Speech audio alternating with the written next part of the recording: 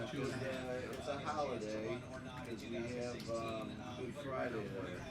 Good morning, Steve Freed in Chicago with the results of the September 30th USDA September 1 stocks report and any crop revisions that they may have done for wheat or soybeans. First of all, I think the market looks at it as basically a nothing report.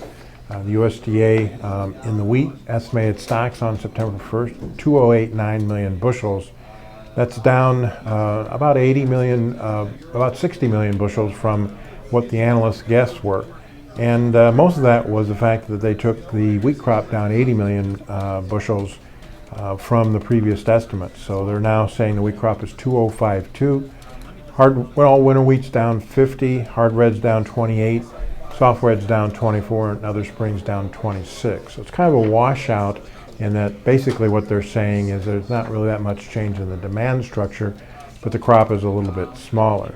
Wheat right now is at 508 on the December, up about 4 cents.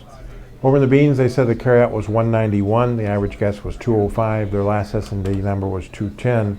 But they also lowered the soybean crop from 39.69 to 39.27. It's down 42 million bushels. So here again, it didn't really change the residual that much. It didn't change the demand structure. It's just showing a smaller crop in 2014. And in the corn, September 1 stocks are 1731. USDA was using a number close to that in their S&Ds. The average guess was 1739. So that really didn't really change too much. So we've had a relatively narrow range. Right now, November beans are down 2 cents at 882, and D's corn's down 2 cents at 386. So some of the people that may have put on a long position in those markets before the report may be cashing in and liquidating those positions because the report really didn't have anything for them. So now we look ahead. We're at month end. We're in the middle of the U.S. harvest. We've got concern about export demand. We have concern about deflation in the outside markets. And so I still think we're in this pretty broad trading range with beans near the higher end of that range based on the higher South American crops.